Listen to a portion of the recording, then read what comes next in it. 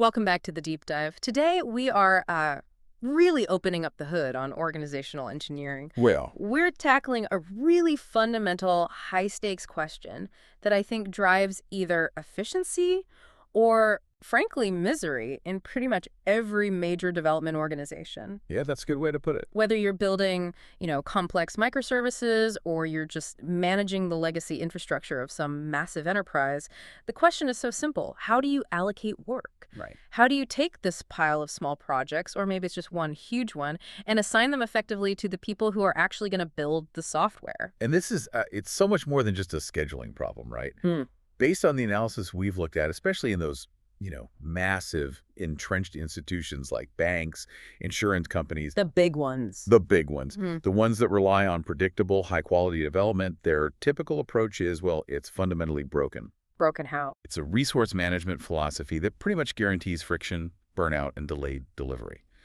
Our sources suggest that a lot of these big companies are, maybe unconsciously, choosing organizational structures that just maximize internal chaos. That structural failure is our mission today. We really need to unpack this common but deeply flawed practice of just partitioning projects and fragmenting people. Yep.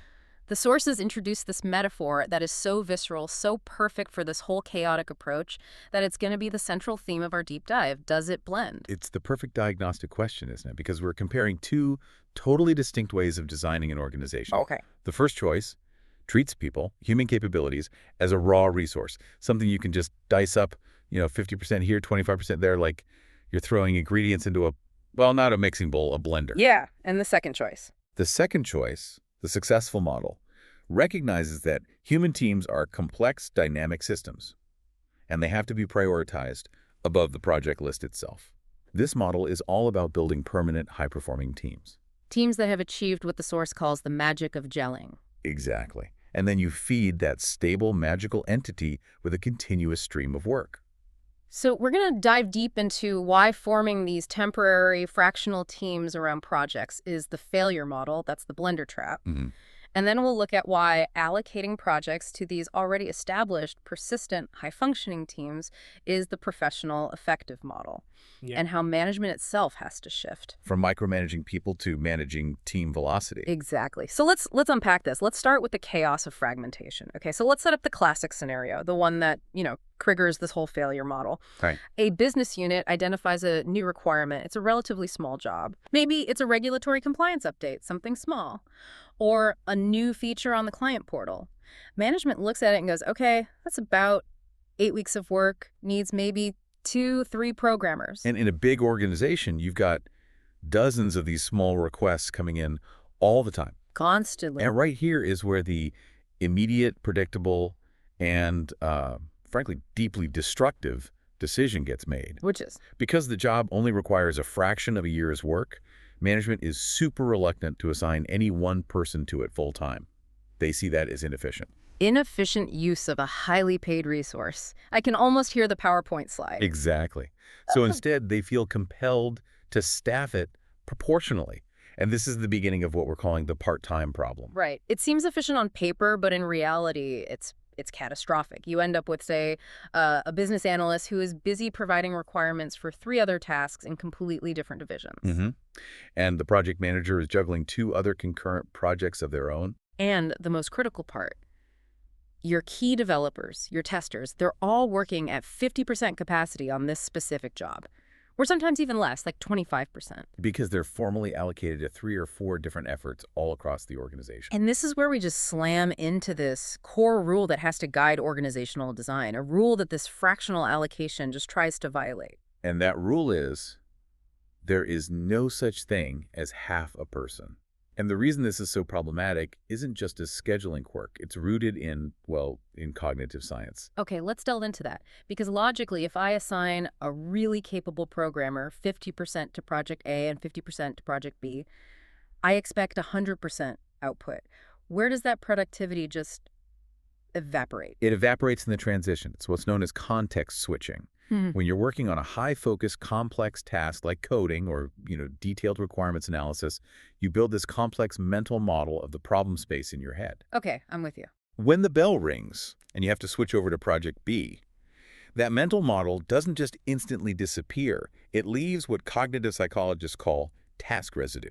Task residue. I like that. Yeah. You have to consciously flush Project A out of your short-term memory and then load the entire completely distinct mental model for Project B. That just sounds exhausting and expensive. It is exhausting, and studies have shown this over and over. The administrative cost and the cognitive debt of constantly context switching means that when you ask someone to juggle just two high-focus tasks, their effective productivity drops by about 20%. 20%. Just gone. Gone. And if they're juggling 3 or 4 projects, that loss can hit 40% or even higher.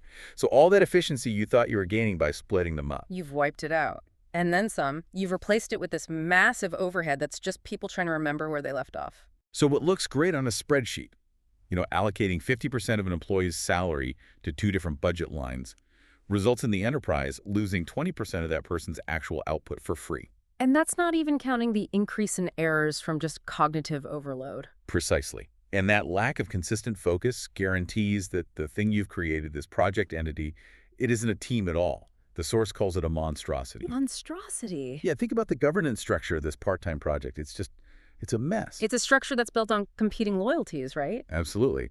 Project A has one manager who needs that feature delivered by Tuesday.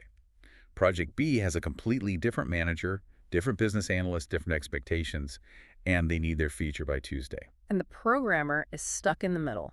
The individual programmer is pulled between these two conflicting, often competing agendas. They have no core loyalty. They're serving two masters who often give them conflicting priorities or deadlines. There's no unified set of priorities, and there's certainly no shared understanding of process with the other fragmented people they're supposed to work with. I can just picture it. The programmer gets pulled into a meeting for Project A, and it runs long. So the 1 hour they locked out for the Project B testing session, it's gone. Poof. Project B waits, the tester gets frustrated, and the quality of both projects just nosedives. And that's why the source uses that incredibly vivid language. It is. They say the result of all these different managers, BAs, programmers, and testers, all working fractionally across multiple agendas, is something that came out of a Waring blunder. Just a chaotic, fragmented slurry. Exactly. It prevents the necessary human collaboration you need for complex development. You've diced and blended the resources to the point where they can't cohere, they can't trust each other, and they certainly can't anticipate each other's needs. But that raises a really crucial question that I'm sure you, the learner, are asking right now. If this fractional allocation is so obviously destructive, why do these giant banks and insurance companies, these institutions that live and die on operational excellence, why do they keep doing it? Yeah. Is it really just bad math, or is there some short-term political incentive they're optimizing for? It's the politics. It's often driven by 2 things. First, traditional accounting methods. They just favor cost optimization on paper. Right. If a project has a budget of $10,000 and a programmer costs $200,000, management feels way better seeing 5% of that salary allocated to the small project budget. Rather than having to justify a programmer sitting idle for a week waiting for the next job. That's the short-term optimization trap right there. They optimize for budget utilization instead of actual human productivity. Exactly. And the second factor is this political comfort of resource hoarding, which we'll get into later. But it starts here. By claiming 25% of 5 different people, a project manager feels like they have more influence, a larger, albeit functionally useless, sphere of control. So it's about appearances. It's a structure designed for accountability to budget lines, not for accountability to the delivery date or the quality of the final product. The blender trap. Ultimately, it's a system that tries to manage resources based on finance and accounting rules, not cognitive limits, and the human need for cohesive collaboration. Right. It guarantees everyone is suffering from chronic context debt, they're perpetually inefficient, and they're fundamentally incapable of forming a high-performing unit. Which brings us, thankfully, to the professional solution. So if the first section was all about organizational chaos, this section is. It's about organizational alchemy. The professional model is built on recognizing that teams are dynamic ecosystems, not just resource pools. Right. And the source describes the process for a team to gel as a form of fermentation. I love that word, fermentation. It implies that there are all these complex interactions happening just beneath the surface that you absolutely cannot rush. Exactly. It's the difference between, hastily mixing ingredients and allowing a process to mature and create something new, something exponentially better. The source is clear. This is deep human interaction, not just a task assignment exercise. Absolutely. During this gelling process, team members start to form these really deep working relationships. They learn collaboration patterns, sure, but more importantly, they learn each other's specific quirks, strengths, weaknesses, Communication shortcuts. all of it. They build shared mental models about how they tackle problems together. So how long are we talking about for this fermentation period? We're not talking about a 2-day leadership retreat, are we? No, no, not at all. We're talking about significant, sustained time together. It might take 6 months. 6 months, potentially even a year, for a cross-functional group of people to truly complete this process and become a cohesive, gelled unit. Yeah. But the key insight is that once it happens, the outcome is, and I quote, truly magical. So what does that magic look like in a daily development environment? If I walk past a gelled team, what are the observable miracles of cohesion that set them apart from the blender chaos we just described? You see this deep synergy that just multiplies their efforts. They anticipate each other's needs. For example. The programmer finishes a module and realizes they didn't write the documentation, but the tester's already drafting the usage notes because they know that programmer hates documentation. Okay. They cover for each other. If an analyst is struggling with some complex regulatory requirement, another team member just seamlessly steps in to help synthesize the information without any management direction. That's the key. They support each other when things inevitably go wrong, but they also demand the absolute highest quality from one another. They operate with this unified discipline and, as the source says very simply, they make things happen. That level of trust and psychological safety is the ROI on the persistence you need for gelling. But to get there, you need the right structure. So let's look at the composition. What does an ideal gelled team look like? Size, roles. The sources are very specific here. The optimal size they recommend is right around 12 people. 12. Now, they do acknowledge flexibility. You might see a successful team as small as 3 or occasionally up to 20, but the rationale for 12 is key. It's the sweet spot where you have enough capacity and diverse perspectives without the communication overhead becoming just overwhelming. Which happens with bigger groups. It does. And importantly, the team has to be cross-functional. This is the antithesis of the typical siloed organization where analysts are in one group, developers in another, and testers in a third. So no more throwing things over the wall. No. The gel team has to be fully self-sufficient. It must include programmers, dedicated testers, business analysts, and a project manager, all in one unit. And the sources even provide specific guidance on the ratio. Oh, interesting. They suggest a 2.1 ratio of programmers to testers and analysts is a very effective mix. Okay, let's break that ratio down because that seems counterintuitive to some organizations that might just want to pack a team with coders. Why is a 2.1 ratio so for a team of 12, maybe 7 programmers, 2 testers, 2 analysts, 1 project manager? Why is that ideal? It's designed to prevent bottlenecks and ensure that quality assurance is treated as an equal partner to development, not an afterthought. Okay. If you have too many programmers for too few QA resources, the programmers are constantly waiting for requirements clarity or test cycles, which leads to idle time and a lot of frustration. I've seen that happen. The 2.1 ratio ensures there's enough coding capacity to deliver features, but critically, enough rigorous analysis and testing capacity to feed that pipeline and ensure the work delivered is high quality. It minimizes that expensive rework later on. It forces the team to prioritize value and correctness right alongside speed. Yes, and this structure allows for this fascinating collaboration where the analysts and testers, while they're working side by side, they maintain these distinct, necessary perspectives. Right. And this really comes out in how they use automated acceptance tests. Let's make sure we clarify this for you, the learner, because this is a crucial technical detail. This is the mechanism by which the team defines done. So both the analysts and the testers are writing automated acceptance tests, which are essentially executable statements defining what the software must do to be acceptable. But their focus is completely different. Completely. The analysts are the idealists. Precisely. The analysts are focused entirely on business value. They translate the business requirement into technical language, and they write the tests for the happy path cases. The everything goes right scenario. Exactly. For an online banking withdrawal feature, the analyst test would be, given the user has sufficient funds, When they click Withdraw $100, then their balance is reduced by $100 and they get a confirmation. Okay, simple enough. And the testers are the skeptics. They're the essential pessimists.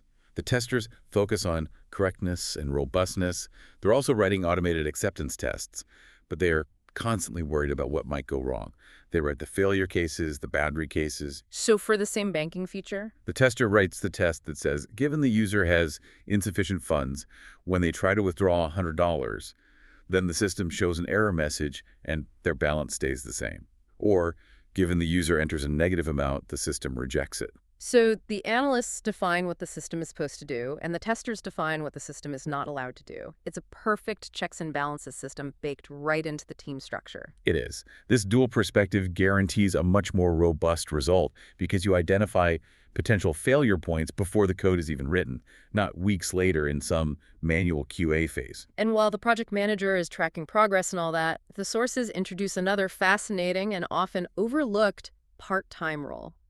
The team conscience. Or the coach or the master. Yeah, this is the organizational insurance policy. What do? This person isn't the external manager. They're the internal defender of the team's process and disciplines. Their job is vital when the pressure inevitably mounts. So when management is demanding an unrealistic delivery date. Right, and the team is tempted to go off process, cut corners on testing, skip documentation, ignore best practices. This coach acts as the critical check. I can just imagine that person walking into a heated meeting, deadline is looming, the team is desperate, and someone says, "We don't have time for methodology, this just needs to ship." How does the team conscience survive that? They survive because their loyalty is to the process that produces quality, which ultimately produces speed and predictability. They remind the team and management of the long-term costs of those short-term shortcuts. And being part-time helps with that. It allows them to maintain a slightly removed perspective, ensuring the team doesn't sacrifice its long-term health for temporary gain. This role defends the huge investment the organization made in that whole fermentation period. And that investment is massive. 6 months to a year of effort to build this highly functional, self-regulating unit. Once you've achieved that organizational magic, the conclusion is, well, it's simple and absolute. It is ludicrous to break this team apart just because one project comes to an end. It makes no sense. If you spend a year building a Formula One engine, you don't dismantle it after one race. The entire organizational strategy has to shift. The strategy is to keep the team together perpetually as a stable, high-capacity engine and just continuously feed it new projects. That persistence is the key. It's the defining difference between the professional model and the blunder trap.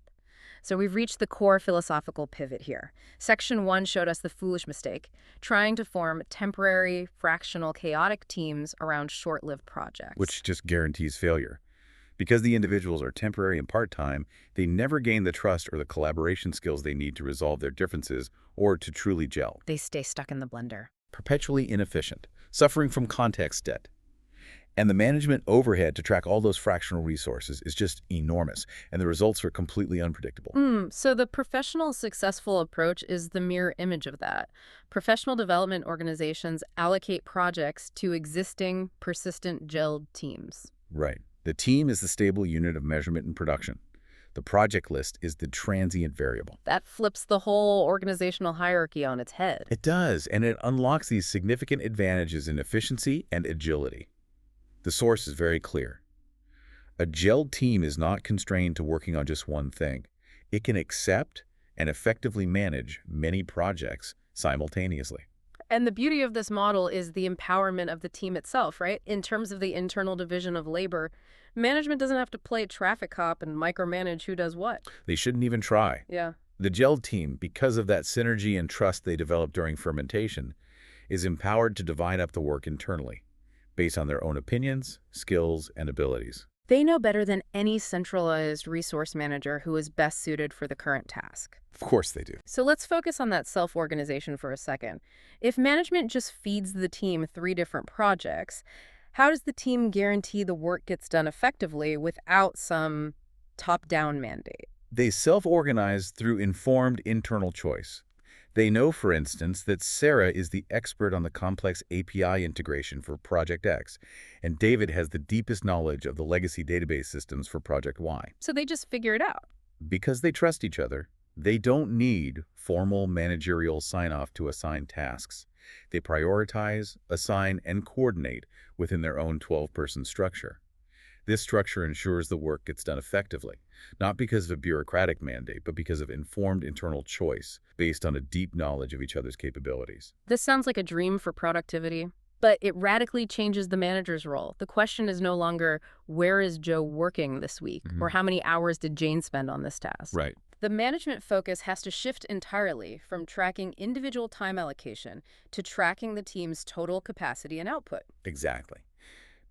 The question shifts from how do we create a temporary team for Project X to how do we best manage the workflow and priorities for Team A, which is currently tackling projects X, Y, and Z. So you have to abandon that fractional timesheet mentality. Completely. And you adopt a new management metric that's based on performance.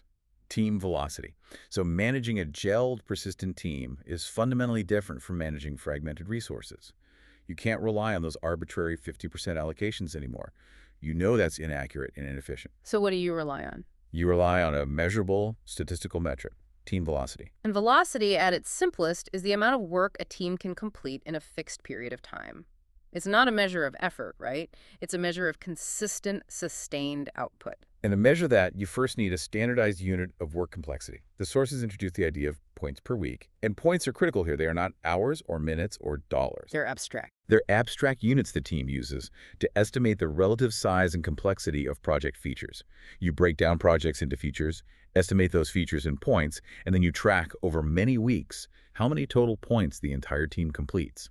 Which makes velocity purely a measure of the team's capacity, a collective statistic that includes development, testing, analysis, everything. All of it. And it is so crucial to hammer this home. Velocity is statistical. It is not a fixed, deterministic number. Absolutely. The second management tries to treat it as a fixed number. The metric immediately becomes corrupted. Right. The source example perfectly illustrates the natural variation. A team might complete 38 points one week, 42 the next, and then maybe only 25 the week after if they hit some unexpected technical debt or had an internal training day. Life happens. It does. But over time, if the team is stable, these fluctuations average out to a highly consistent, predictable metric. Let's say 40 points per week on average. That statistical average of 40 points becomes the managerial target, and it is a powerful tool for planning.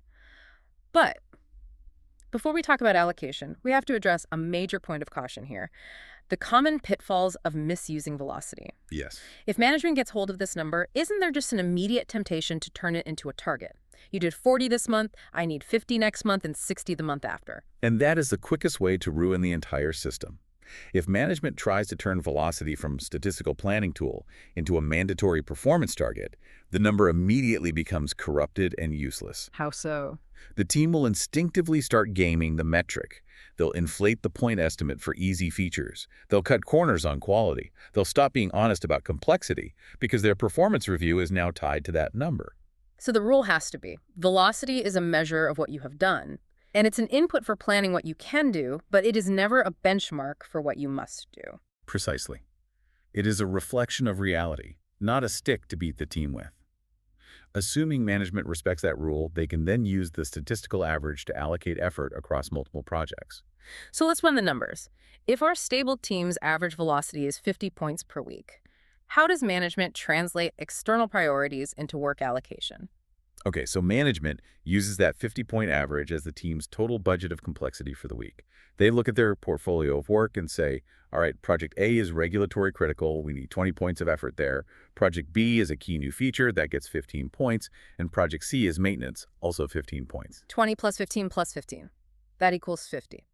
Management has allocated the team's total known capacity. And crucially, management does not tell Sarah to work on A or David to work on C. No. That is the team's problem to solve. Management sets the high-level priority targets, the 20-15-15 split, and the team, because they are gelled and self-organizing, decides how to internally divide the task to meet those targets based on their skills and abilities. And that eliminates all that internal political and scheduling friction. All of it. And this framework leads directly to the massive operational advantage of this model: agility.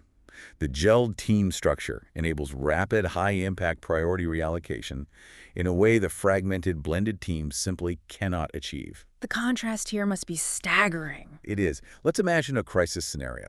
A major security vulnerability is discovered, or a key competitor releases a game-changing feature that demands an immediate 3-week, all-hands-on-deck response. In the blender trap world, what happens? Chaos. Complete chaos.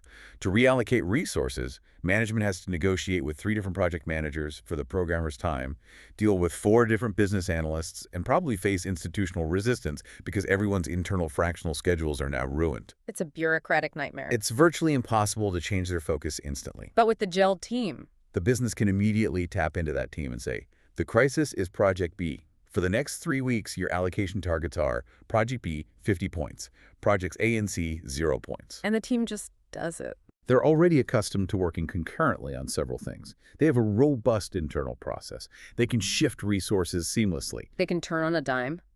The managerial overhead is reduced to a single conversation setting the new weekly targets, because the team itself is the stable entity that manages the internal flow. This is the ultimate payoff. This is the ROI on the persistence and that initial investment in gelling. It's the ability to shift from a high-priority feature to a crisis response and then back again with minimal operational trauma. The fractional model forces the organization to move at the speed of bureaucracy. The gelled team model allows the organization to move at the speed of business necessity. Okay, so now we have to address the organizational pushback. Because while this model is objectively superior for agility and efficiency, it creates significant resistance. And that resistance comes primarily from the project owners who fund the work. Right. They perceive a substantial loss of security and political power. And this is where we shift from, technical elegance to messy organizational politics. It is. Historically, project owners operated in what you might call a resource fortress model. If they successfully secured a dedicated team of 5 people, they felt incredibly secure. Why? Because forming and disbanding a team was an expensive, slow, and politically complex operation. That artificial difficulty insulated their team from short-term resource raids. They knew their resources wouldn't be taken away easily. That dedicated team was their guaranteed output channel, and therefore a massive source of political capital for them. Exactly. But in the new professional solution, where projects are assigned to persistent, gelled teams that handle multiple efforts and can reallocate their velocity instantly, that fortress just collapses. The business gains the freedom to change priorities on a whim based on emerging market reality or a sudden crisis, which is fantastic for the organization as a whole. But it makes the project owner extremely insecure. They're terrified. And rightly so. The resources they were depending on, that dedicated 50 points of weekly velocity, can suddenly be removed from them if a higher priority crisis emerges somewhere else. Their project goes from full steam ahead to 0 allocation overnight. Their budget is secure, but their output is suddenly vulnerable. They're no longer guarding a dedicated resource pool. They're competing for a shared resource pool based on continuously demonstrated value. And the source material addresses this organizational trade-off directly and pretty unapologetically. The author's preferred outcome is that the business should not have its hands tied by the artificial difficulty of team management. So if the business deems Project X a higher priority than Project Y, resources must be reallocated quickly, without needing a 3-week political fight. so the security and the inertia of the project owner must be sacrificed for the agility and responsiveness of the entire enterprise. This fundamentally shifts the project owner's job description. Dramatically. Instead of the job being about resource hoarding and defensive scheduling, it becomes one of continuous high-stakes advocacy. The project owner has to effectively argue for their project's continued priority and demonstrable business value to maintain its share of that gelled team's capacity. They're constantly making the case to the steering committee, explaining why their 20 points of velocity this week matters more than someone else's 15 points. And if they can't effectively make that case, if their project delivers minimal value, or if a genuine business crisis demands the resources, then the resources rightfully shift elsewhere. It creates a meritocracy of priority, enforced by that velocity metric. And that uncertainty is the necessary organizational cost for achieving maximum speed and responsiveness at the enterprise level. The project owner's fear is real, but that fear is a side effect of unlocking corporate agility. The challenge for the organization is not to go back to the inefficient model, but to structure communication and governance to manage that insecurity effectively. Which means those governance meetings where resource allocation happens, they're no longer about just confirming the status quo. They are high stakes, real time debates about current business value. And the project owner has to be fluent in the language of velocity, business outcomes, and the immediate financial impact of their work. So the organization has to be careful here. If they just tell project owners, tough luck, your resources can vanish, they're going to risk high turnover and resentment. The key is transparency in process. If resources are reallocated, the project owner needs to understand why, and they need a clear, rapid path to re-earning capacity when the crisis subsides. You have to reward advocacy and transparency, even if the result is a temporary resource loss. Hashtag tag outro. So I think what we've synthesized today is a clear organizational imperative that really cuts across industry. The complexity of forming functional, high-trust human units, the gelled team, is fundamentally greater and more time-consuming than the complexity of the projects they tackle. That has to be the key takeaway you carry with you. You do not start with the project and build a temporary structure around it. You focus your organizational effort entirely on building a persistent, functional team engine, the gelled team, and then you keep that engine perpetually fueled with work. That is the distinction between professional development organizations and the chaotic, inefficient blender. That initial investment, that 6 months to a year of fermentation, defended by the team conscience, it pays massive dividends in predictability, quality, and most importantly, organizational agility. By managing through team velocity and ensuring cross-functional persistence, the entire organization gains that ability to turn on a dime and rapidly allocate resources to the highest value objective at any given moment. And the fractional half-person approach sacrifices all of that agility. It creates that chaotic monstrosity of governance and context debt. The professional solution ensures that the stable unit is the group of 12 people who trust each other, and the unstable variable unit is the project list they're tackling. And while this high agility model is necessary for competitiveness, it creates a very real psychological contract rupture with project managers who grew accustomed to that resource security. That fear that their resources can vanish overnight is the vulnerability we have to manage. Which brings us to our final thought for you, the learner, to mull over. If the greatest organizational vulnerability in this high agility system is the inherent insecurity of the project owner, the person whose career depends on successful delivery, and whose job is now to constantly make the case for their work, how might an organization best structure the incentives, the communication protocols, or the governance meetings to empower those project owners? How do you reward advocacy and transparency when the cost of failing to justify priority is sudden, complete resource loss? And how do you prevent the entire system from devolving into a permanent, internal political shouting match?